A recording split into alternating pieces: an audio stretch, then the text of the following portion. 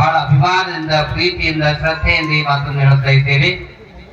ಇವತ್ತಿನ ಈ ಸಭೆಯನ್ನು ನೋಡಿದಾಗ ನಮಗೆ ಬಹಳ ಖುಷಿ ಆಗ್ತಾ ಇದೆ. ಯಾಕಂದ್ರ ಬಹಳ ಜನ ನಮ್ಮ ಭಾಗದಿಂದ ಅನೇಕ ಕಡೆಗಳಿಂದ, ಇಡೀ ಭಾರತ ದೇಶದಿಂದ ಪ್ರಯಾಗರಾಜ್ ಕುಂಭಮೇಳದ ಕಾರ್ಯಕ್ರಮಕ್ಕೆ ಬಹಳ ಜನ ಹೋಗ್ತಾ ಇರ್ತಾರೆ.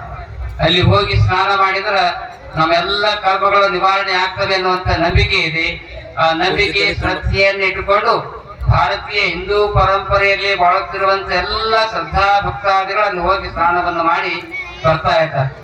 ಆತರ ಅಲ್ಲಿ ಜಲದ, ಗಂಗಾ ನದಿಯಲ್ಲಿ ಗಂಗೆಯ ಜಲದ ಸ್ನಾನ ಆಗ್ತಾ ಇದೆ. ಆದ್ರ ಹೊಸಳ್ಳಿ ಎಚ್ ಗ್ರಾಮದಲ್ಲಿ ಇಲ್ಲಿಯೂ ಕೂಡ ಒಂದು ಸ್ನಾನ ಆಗ್ತಾ ಇದೆ. ಯಾವುದಂದ್ರ ಅಲ್ಲಿ ಜಲದ ಸ್ನಾನ ಆಗ್ತಾ ಇದೆ. ಹೊಸಳ್ಳಿ ಎಚ್ ಗ್ರಾಮದಲ್ಲಿ ಗುರುವಿನ ಫಲದ ಸ್ನಾನ ಆಗ್ತಾ ಇದೆ ಅನ್ನುವಂತ ಮಾತನ್ನ ಬಹಳ ಪ್ರೀತಿಯಿಂದ ಹೇಳ್ತಾ ಇದ್ದಾರೆ. ಯಾಕೆಂದರೆ ನಾವೆಲ್ಲರೂ ಕೂಡ, ಹಾಗೆ ನಮ್ಮ ಸಂಚಾಲಕರು ಪ್ರಾಸ್ತಾವಿಕವಾಗಿ ಪಾಟೀಲ್ ಹೇಳಿದ್ರು, ಈ ಒಂದು ಶಿಖರದ ಕಳಸಾರೋಹಣೆ ಕಾರ್ಯಕ್ರಮಕ್ಕ ಈ ಗ್ರಾಮದಲ್ಲಿರುವಂತಹ ಹೆಣ್ಣು ಮಕ್ಕಳು ಬೇರೆ ಬೇರೆ ಕಡೆಗೆ ಹೋಗಿದ್ದಾರೆ. ಅವರಿಗೆ ಕೊಟ್ಟಿದ್ದಾರೆ, ತವರು ಮನೆಯ ಅಭಿಮಾನ ಇಟ್ಕೊಂಡು ಅವರೆಲ್ಲರ ಕಾಣಿಕೆಯನ್ನು ಕೊಟ್ಟಿದ್ದಾರೆ ಅಂತ ಹೇಳಿದ್ರು. ಗ್ರಾಮದವರ ಕಾಣಿಕೆಯನ್ನು ಕೊಡಬಹುದು, ಕೊಟ್ಟಿರಬಹುದು, ನಿಮ್ಗೆ ಆಶೀರ್ವಾದ ಇರ್ತಾ ಇದೆ.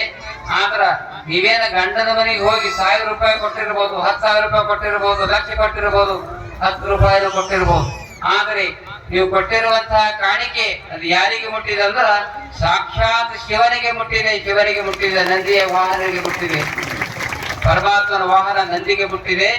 ಆ ಒಂದು ಕಾಣಿಕೆ ಅದು ಸಾಮಾನ್ಯವಾಗಿರುವಂತಹ ಕಾಣಿಕೆ ಅಲ್ಲ.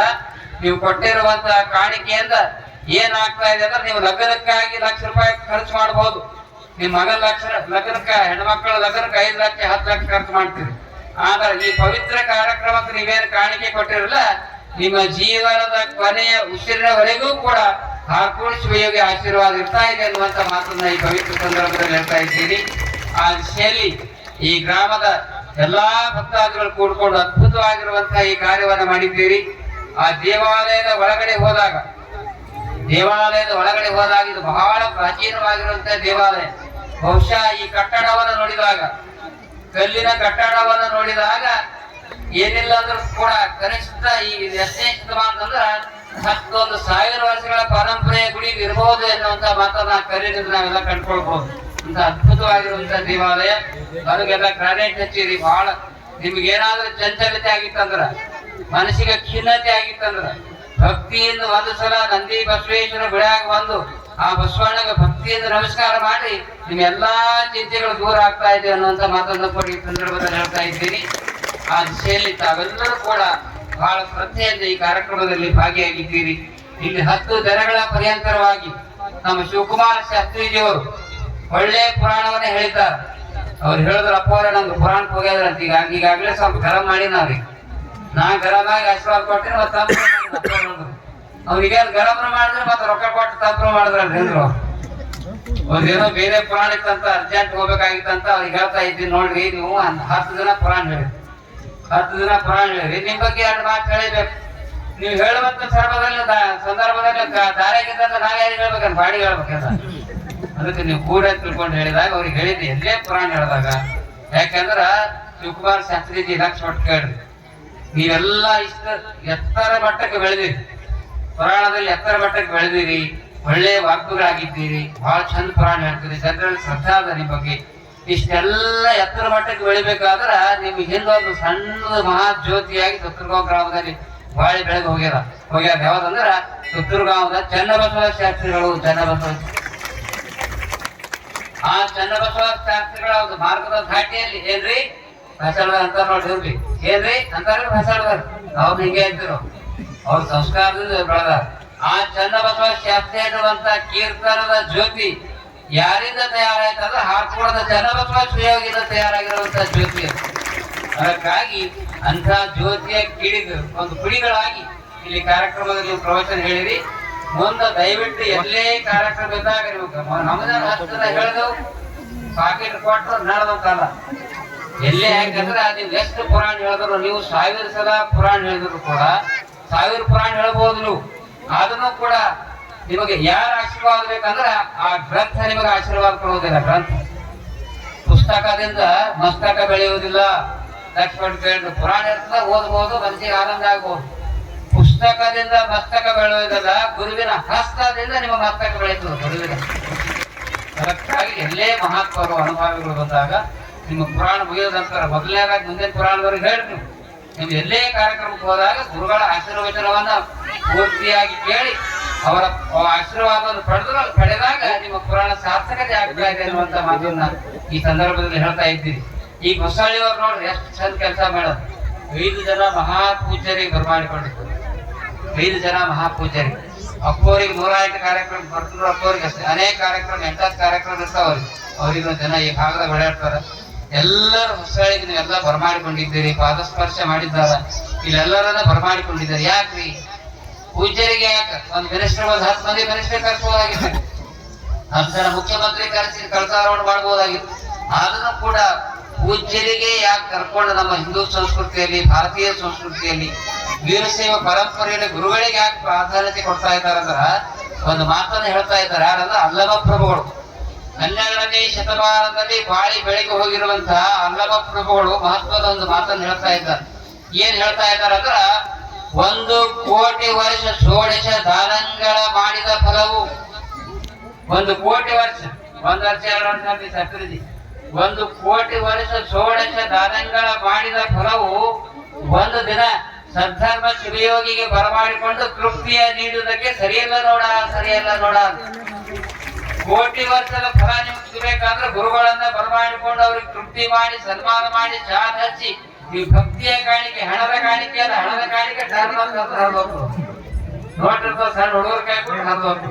ಹಣದ ಕಾಣಿಕೆ ಅಲ್ಲ, ಎಂಥ ಕಾಣಿಕೆ ಕೊಡ್ಬೇಕಪ್ಪ ಅಂತಂದ್ರ ನಿಮ್ಮಲ್ಲಿರುವಂತ ಸದ್ಗುಣದ ಕಾಣಿಕೆ ಗುರುವಿಗೆ ಕೊಡ್ಬೇಕು. ಸದ್ಗುಣದ ಕಾಣಿಕೆ ಯಾವುದೇ ಚಟ, ಬೀಡಿ, ಸಿಗರೇಟ್, ಕೆಟ್ಟ ಚಟಗಳನ್ನ ಬಿಟ್ಟು ಸದ್ಗುಣಿಗಳಾಗಿ ನೀವೆಲ್ಲ ಕುಂತೀರಂದ್ರ ನಿಮ್ಮೆಲ್ಲ ಲಕ್ಷ ಮನೆಯಾಗಿಲ್ಲ. ಲಗ್ನದಾಗ ಹೋದ್ರು ಚಂಚಿ ಕಡೆ ಲಕ್ಷ ಇರ್ತದೆ ಮನೆಯಾಗಿ. ಬೆಳಿಗ್ಗೆದಾಗ ರೊಕ್ಕ ಇಟ್ಟು ಬಂದಿದ್ರ 5 ತೊಲಿ ಬಂಗಾರ ಇಟ್ಟು ಯಾರು ಕಾದ್ರೋ ಬಿಟ್ಟು ಒಂದು ಚಿಂತೆ ಮಾಡ್ತಾರೆ. ಆದ್ರ ಹೊಸಳ್ಳಿ ಗ್ರಾಮದಲ್ಲಿ ಯಾರು ಚಿಂತೆ ಮಾಡಿಲ್ಲ. ಇವೆಲ್ಲ ಸುಧವಿದೆ ಸಂಪನ್ನರಾಗಿ ಈ ಕಾರ್ಯಕ್ರಮಕ್ಕೆ ಬಂದಿದ್ದೀರಿ ಅಂದ ಮೇಲೆ ನಿಜವಾಗಿ 5 ಜನ ಪೂಜ್ಯರನ್ನ ಬರಮಾಡಿಕೊಂಡಿದ್ದೀರಿ ಅಂದ ಮೇಲೆ ಎಲ್ಲ ಪೂಜ್ಯರ ಆಶೀರ್ವಾದ 5 ದಿನ 5 ವರ್ಷ ಅಲ್ಲ, ಸೂರ್ಯ ಚಂದ್ರ ಇರುವವರೆಗೆ ಹೊಸಳ್ಳಿ ಗ್ರಾಮದ ಮೇಲೆ ಆಶೀರ್ವಾದ ಇರ್ತಾ ಇದೆ ಅನ್ನುವಂತ ಮಾತನ್ನು ಈ ಸಂದರ್ಭದಲ್ಲಿ ಹೇಳಿ. ಯಾಕೆಂದ್ರ ಈ ಗ್ರಾಮದ ಮೇಲೆ ನಿಮ್ಮ ಹೊಸಳ್ಳಿ ಗ್ರಾಮದ ಮನೆಗಳು ಸಣ್ಣ ಸಣ್ಣ ಆಗಿರ್ಬೋದು, ದೊಡ್ಡ ಬಿಲ್ಡಿಂಗ್ ಇರ್ಲಕ್ಕಿಲ್ಲ, 5 ಅಂತಸ್ತಿನ ಬಿಲ್ಡಿಂಗ್ ಇರ್ಲಕ್ಕಿಲ್ಲ, ಕಲಬುರಗಿಯಾಗಿರ್ಬೋದು. ಆದ್ರೆ ಇಲ್ಲಿ ಇರ್ಲಿಕ್ಕಿಲ್ಲ. ಆದರೂ ಕೂಡ 2 ಚೈತನ್ಯ ಶಕ್ತಿಯ ಆಶೀರ್ವಾದ ಸದಾಕಾಲ ಹೊಸಳ್ಳಿ ಗ್ರಾಮವನ್ನ ರಕ್ಷಾ ಕವಚವಾಗಿ ಕಾಪಾಡ್ತಾ ಇದೆ. ಯಾವ್ದು ಚೈತನ್ಯ ಶಕ್ತಿ ಅಂದ್ರೆ ಒಂದು ಹಾರ್ಕೂಡದ ಚನ್ನಬಸವ ಶಿವಯೋಗಿಗಳ ಶಕ್ತಿ, 2ನೇ ಅಂದ್ರೆ ಲಿಂಗೈಕ್ಯ ಗುರುಲಿಂಗ ಶಿವಯೋಗಿಗಳ, ಲಿಂಗೈಕ್ಯ ಗುರುನಂಜೇಶ್ವರ ಶಿವಯೋಗಿಗಳ ಚೈತನ್ಯ ಶಕ್ತಿ. ಈ 2 ಶಕ್ತಿ ನಿಮ್ಮನ್ನು ಸದಾಕಾಲ ರಕ್ಷಾ ಕವಚವಾಗಿ ಕಾಪಾಡ್ತದೆ ಅನ್ನುವಂತ ಮಾತನ್ನ ಈ ಸಂದರ್ಭದಲ್ಲಿ ಹೇಳ್ತಾ ಇದ್ದೀವಿ. ಈಗ ನೋಡ್ರಿ, ಅಪ್ಪವ್ರದ್ದು ಪುರಾಣ ಬರ್ಸಾರಿ, ಎಲ್ಲರದು ಪುರಾಣ ಆಗಾರ, ಎಲ್ಲರದು ಚರಿತ್ರೆ ಆಗಾರ. ಇವತ್ತು ಮಹಾತ್ಮ ಅಂತ ಯಾರಿಗೆ ಕರಿಬೇಕು? ನಮ್ಮ ನಾಡಿನಲ್ಲಿ ಬಹಳ ಜನ ಸ್ವಾಮೀಜಿಯವರಾಗಿ ಹೋಗಿದ್ದಾರೆ. ಅದ್ರ ಕೆಲವರದೇ ಪುರಾಣದ, ಬೊಬ್ಳಾದ ಮುಕ್ತಿಯೋಗ ಪುರಾಣದ, ಹರ್ಕುಳ ಮುಕ್ತಿಯೋಗ ಪುರಾಣದ, ನವದಗಿರಿ ರಾವಕನೂರ್ ಪುರಾಣದ, ಗುರುನಂಜೇಶ್ವರ ಶಿವಗಳು ಪುರಾಣ ಆಗ್ಯಾರ. ಎಂಥವ್ರ ಪುರಾಣ ಆಗ್ತದಂದ್ರ ಯಾರು ಮಹಾತ್ಮರಾಗಿ ಯಾರ ಹೆಸರು ಮಂತ್ರ ಆಗ್ತದ ಅವ್ರು ಮಹಾತ್ಮರಾಗ್ತಾ ಇದ್ದಾರೆ. ಆ ದಿಶೆಯಲ್ಲಿ ಗುರುನಂಜೇಶ್ವರ ಶಿವಗಳು ಮಹಾತ್ಮರಾಗಿ ಈ ಭಾಗದಲ್ಲಿ ಬಾಳಿಗಳಿಗೆ ಹೋಗಿದ್ದಾರೆ. ಅವ್ರು ಬಹಳ ಸರಳ ಸಾದಾ ವ್ಯಕ್ತಿಗಳಾಗಿದ್ದರು. ಅವರ ಜೊತೆಯಲ್ಲಿ ಎಷ್ಟು ವರ್ಷ ಸಂಪರ್ಕ ಇತ್ತಂದ್ರ ಪ್ರತಿ ವರ್ಷ ಸುಮಾರು ಒಂದು 11-21 ವರ್ಷ ಚಿಂಚೋಳಿ ಜಾತ್ರೆಗೆ ಬಂದರು.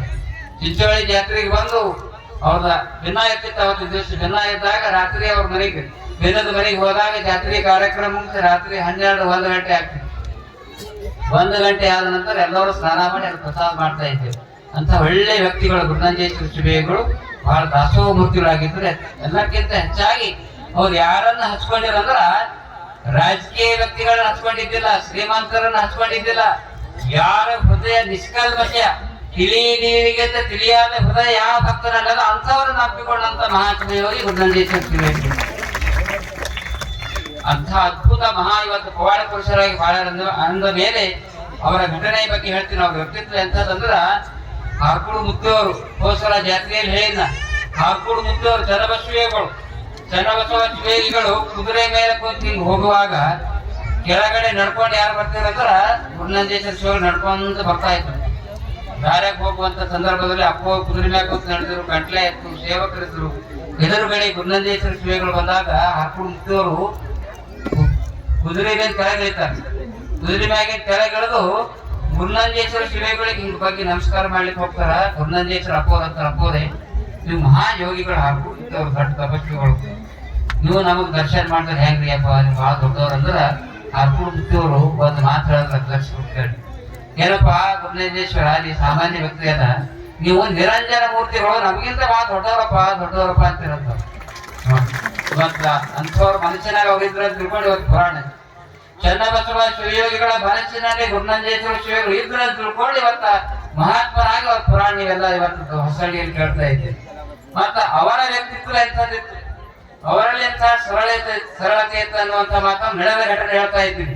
ಗುರುನಂದೀಶ್ವರ ಶಿವಯೋಗಿಗಳಲ್ಲಿ ಎಂತ ಸರಳ ವ್ಯಕ್ತಿತ್ವ ಇತ್ತು, ಎಂತ ತಪಸ್ವಿಗಳಿದ್ರು, ಎಂತ ದೇವಿ ಶಕ್ತಿ ಇತ್ತಂದ್ರ ಇಲ್ಲಿ ಹೊಸಳ್ಳಿ ರಾಜಗಡ್ಡಿ ದೇಶಮುಖ ಅಂತ ಅವ್ರಿಗೆ ನೆನಪದ 1982 ಇಸ್ವಿಯಲ್ಲಿ ಹೊಸಳ್ಳಿಯಲ್ಲಿ ಒಂದು ಕಾರ್ಯಕ್ರಮ ಆಯ್ತು. ಹರ್ಕೊಂಡು ಮುಕ್ತ ಪುರಾಣ ಹರ್ಕೊಂಡು ಮುಕ್ತ ಪುರಾಣ. ನಾನು ಇನ್ನೂ ಹುಬ್ಬಳ್ಳಿಯಲ್ಲಿ ಅಭ್ಯಾಸ ಮಾಡ್ತಾ ಇದ್ದೆ, 18 ವಯಸ್ಸು, PUC ಸೆಕೆಂಡ್ ಇಯರ್ ಓದುವಂತ ಸಂದರ್ಭದಲ್ಲಿ ಪುರಾಣ ಎಲ್ಲ ಮುಗಿತು. ಗುರುನಂದೀಶ್ವರ ಶಿವೆಗಳು ಕೂಡ್ಲಿದ್ದವ್ರಿಗೆ ಎಲ್ಲರೂ ಬರಮಾಡ್ಕೊಂಡು ಮಾತು ಹೇಳಿದ್ರು, ಏನಂದ್ರ ಏನೇ ಮಾಡ್ರಿ ಹರ್ಕೊಂಡು ಮುಕ್ತವ್ರು ಇಲ್ರಿ, ಅವ್ರು ಸಾಲಿಗರ ಅಲ್ಲಿ ಸಾಲಿದಾಗ ಬಿಡಲ್ಲ, ಅವ್ರಿಗೆ ಏನಿಲ್ಲ, ಅವ್ರು ಬರೇಬೇಕು, ಆ ಪುರಾಣಕ್ಕೆ ಬರಮಾಡಿಕೊಂಡು ಕರ್ಸ್ಲೇಬೇಕು. ಅವ್ರಿಗೆ ಕರ್ಕೊಂಡು ಬರ್ರಿ ಅಂತ ತಿಳ್ಕೊಂಡು ಕರ್ಕೊಂಡು ಬಂದು ಪುರಾಣಕ್ಕೆ ಒಂದು ಮಾತು ಹೇಳಿದ್ರು. ಪುರಾಣ ಮುಗಿದ ನಂತರ ರಾತ್ರಿ ಕಾರ್ಯಕ್ರಮ ಎಲ್ಲ ಮುಗಿತು. ಮುಗಿದ್ಮ್ಯಾಗ ಗುರುನಂದೀಶ್ವರ ಅಪ್ಪವ್ರು ಏನ್ ಹೇಳ್ತಾರ ಅದ್ರ ಊರವರಿಗೆಲ್ಲ, ನೋಡ್ರಪ್ಪ ನಿಮ್ಮ ಪುರಾಣ ಸಾರ್ಥಕತೆ ಆಗ್ಬೇಕಾದ್ರ, ನಿಮ್ಮ ಪುರಾಣ ಹರ್ಕೊಳ್ಳಿ ಶಿವಯೋಗಿಗೆ ಮುಟ್ಟಬೇಕಾದ್ರ ಈಗ ಅವ್ರೇನ್ ಬೈದೇವರಲ್ಲ ಸಣ್ಣವ್ರವ್ರು 18 ಇಲ್ರಿ, ಅಪ್ಪವ್ರನ್ನ ಸಣ್ಣವ್ರಲ್ರಿ, 18 ವರ್ಷದ ಹುಡುಗರ ಅವ್ರು ಸಣ್ಣ. ಸಣ್ಣವ್ರ ಅಂತ ತಿಳಿಬೇಡ್ರಿ, ಸಣ್ಣವ್ರು ಇದ್ರು ಅವರನ್ನು ಬರಮಾಡಿಕೊಂಡು ನೀವೇನ್ ಮಾಡ್ಬೇಕಾದ್ರೆ ಮರು ದಿವಸ ಪಲ್ಲಕ್ಕಿಯಲ್ಲಿ ಕೂಡಿಸಿ ಪಲ್ಲಕ್ಕಿ ಉತ್ಸವ ಮಾಡ್ರಿ ಅನ್ನುವಂತ ಮಾತನ್ನ ಹೇಳಿದಂತ ಮಹಾನ್ ಯೋಗಿ ಗುರುನಂದೀಶ್ವರ ಶಿವಯೋಗಿ. ರಾತ್ರಿ ಆಯ್ತು, ನಮಗ್ ಬಿಡ್ಲಿಲ್ಲ. ಮುಂಜಾನೆ ಅಪ್ಪವ್ರಿಗೆ ಪಲ್ಲಕ್ಕಿದಾಗ ನಾ ಹೆಂಗ್ರಿ ಪಟ್ಟಾಧಿಕಾರಿ ಸಣ್ಣ ಹುಡುಗ ಎಲ್ಲಿ ಕೂತಿಲ್ಲ, ಜಲ್ದಿ ಕುದುರೆ ಮ್ಯಾಗ ಕೊಡೋಣ